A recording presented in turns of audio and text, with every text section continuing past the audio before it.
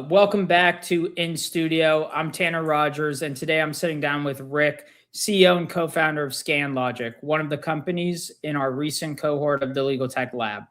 Rick has spent decades in the legal tech industry. He's kind of done it all. He's co-founded companies. He's advised law firms across 4 continents. He's served on boards, prosecuted patents, and was a founding member of ILTA.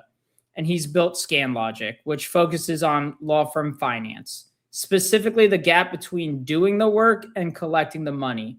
Their flagship product, BillSync, runs ebilling through a single interface across 40 plus platforms with an AI engine that checks compliance with outside counsel guidelines before invoices go out the door. Their clients are recovering millions annually in fees that would have otherwise been lost to rejections or write-downs. Their additional product, AP Sync, handles the accounts payable side and vendor invoice processing with 0 manual entry. The pitch is pretty simple to us. It's work to cash faster. So Rick, it's great to have you here, and I'm excited to dive into our in-studio session today. So let's start off with it. You have a deep background in legal tech. What's actually different now versus all of the previous waves of changes you've seen? And what's still the same problem, maybe dressed up in a new outfit? Yeah, hi, Tanner. I love that question. So I've been part of every major evolution of legal tech, starting with what we call data processing on mini computers, to PCs and networks, to document management, financial management, cloud platforms, and now AI. What's different now is AI, right? AI can finally help with the detail, the rules heavy work that difficult to automate before. It can read, interpret, compare, flag issues across large volumes of data and document in a way that were not practical with earlier technology cycles. But the underlying problem is familiar. Law firms still struggle with technology when you layer on top of fragmented workflows, right? If the process is broken, another system doesn't magically fix it. It often just creates another place for people to log into. So this wave matters. AI is powerful, but only when it's applied to real workflow problems. And in billing, the problem is not simply that firms need more automation. The problem is that billing has become compliance, cash flow, revenue recovery process, and most firms are still managing too much of this manually. I love it. On what they're managing manually, I'd love to talk through maybe the e-billing crisis as you see it. On that point, firms have over 40 platforms to manage, many different interfaces to log into, to your point, Rick. How did the industry end up here, and who owns that problem? Yeah, so I was a big law CFO before having an entrepreneurial bug. And, I was kind of at the beginning of this as I was leaving law firms. We ended up here gradually. Clients and insurers, third-party administrators, they all adopted their own billing platform with different formats, rules, different review process. And over time, law firms were left managing dozens of portals, different rejection codes, a whole different appeal process, different status updates, different implementation, interpretation of outside guidelines. So nobody set out to create this crisis, right? But the operational burden landed on the law firms. The client controls the billing requirements, the portal enforces it, but the law firm absorbs the administrative cost, the delays, the write-offs, the cash flow impact. And for mid-sized law firms, the problem's even more difficult because they often have the same billing complexity as larger firms, but without the budget or staff and the infrastructure to manage at scale. I love it. I'd love to double click into one specific problem you just mentioned in the e-billing crisis. It's the outside counsel guidelines. They were implemented to create consistency across practices, but in reality, what do they actually do to your typical mid-sized firm's billing operations? Yeah, Tanner, you're totally correct. They were intended to create consistency, and that's the ultimate goal. But Clients want predictability, they want compliance and control over how legal services are billed. Firms also want that consistency because cleaner bills get paid faster and create fewer disputes. The challenge, though, is that OCGs create hundreds or thousands of client-specific exceptions. One client allows something, another rejects it. One client requires a specific description, but prohibits the same language. Another prohibits the same language. Rules can apply to timekeepers, expenses, staffing, rates, narrative, task codes, budgets, appeals, and more. And again, for mid-sized law firms, that becomes a daily operational challenge. Billing teams, attorneys, they're expected to remember and apply different rules across different clients. That's very difficult to do manually, and consistency. So the goal should not be enforcement for enforcement's sake. The goal should be consistency that benefits both sides. Clients receive cleaner, more compliant invoices, and firms reduce rejections, delays, write-offs, and unnecessary appeals. I love what you said. Cleaner bills get paid faster. One of your flagship products, Bill Syncs, catches the compliance issues before the invoices go out to that point. What does the average firm discover in those first few weeks after they turn on Bill Sync and ScanLogic? And how bad is the revenue leakage most firms maybe don't even know that they have? Yeah, no, that's exactly right. I mean, what most firms discover the first few weeks is the problem's bigger than they thought. They see issues that could have been corrected before invoices were submitted. They find repeat rejection patterns, preventable write-downs, inconsistent compliance with client directives, missed appeals opportunities, and delays that have become normalized. And the biggest surprise is often revenue leakage is not a large event.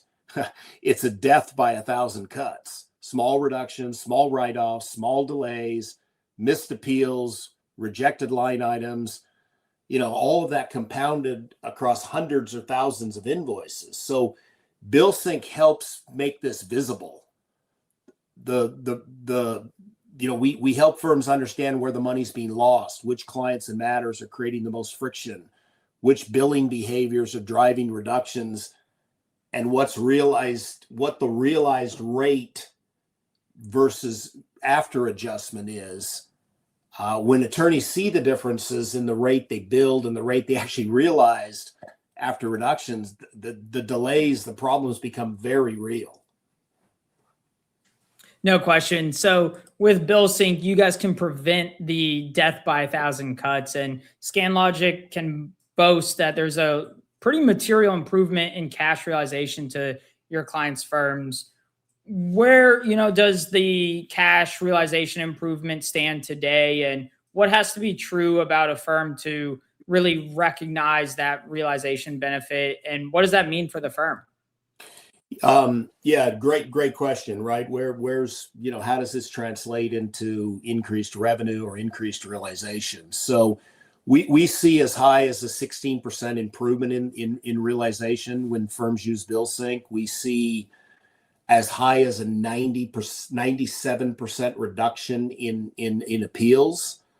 Not every firm will see the same result, but the firms with the largest opportunity are usually have the highest of ebilling, lots of client guidelines, recurring rejections, manual portal work in submissions, limited reporting, limited visibility into the appeals and write-offs. What they generally, before BillSync, what they generally see is we've submitted a bill for $10,000 and we got paid $8,000, but we're not quite sure why and how that applies across attorneys or clients or matters. That's why the realization is so important, because it tells the firm whether the work being performed is actually work becoming cash collected. I love it. On that point, you guys serve primarily mid-sized firms as your target ICP. What makes them specifically harder to service than your typical AmLaw enterprise software? And why do you think the mid-market often falls through the cracks of legal tech investment? Yeah, sure. So mid-sized law firms, they have the same complexity as large firms. and even added complexity if they do insurance defense or other high volume e-billing work. But they don't have the same internal resources, right? They don't have large billing departments, dedicated appeals teams, or staff focused on time entry correction or OCG compliance. That they don't usually have the budget for enterprise-wide software, and they're it's just pieces of the puzzle fall through the cracks. The rules are still complex, but they don't have the ability to solve it because the software hasn't been purpose built for these solutions. Which also just makes it ripe for them to adopt and leverage technology like AI to drive efficiencies. And so for you guys, AI is doing a lot of the OCG compliance work here. How do you think about the balance between what BillSync and ScanLogic handles versus what still requires human in the loop or human judgment? Yeah, no, we love that. We think about this as a human in the loop AI. We clearly do. The software handles the repetitive and rules-based high volume review that humans just can't consistently perform at scale. But AI can read the OCG directives and compare them against thousands, hundreds of thousands of time and cost entries and flag for potential issues and help identify a pattern. But human judgment still matters. I mean, it's most critical. Firms need to decide how to handle client relationships, how to interpret the gray area, when to appeal, when the business judgment should override the technical issues. So, I mean, we do not position this as AI replacing people. We positioned it as AI giving people better information earlier. Human reviewers validate and tune the output, which makes the system smarter and more practical over time. So for us, the value is not AI alone. The value is AI plus legal billing expertise, human validation, and workflow integration. Super powerful stuff. Rick, you've watched law firms adopt technology for decades. What actually makes the difference between, firms that are now buying the new shiny tools and the ones that buy the shiny software but never change their actual work product or work processes? Yeah, so firms that succeed treat technology as a process change, not as a software purchase, right? They have leadership buy-in, clear ownership, measurable goals, and a willingness to change how work gets done. The firms that struggle often buy software and then ask people to work the same way. That's how tools become shelfware. The software might be capable, but the firm never changes the workflow, never signs ownership, never measures what the tool's producing.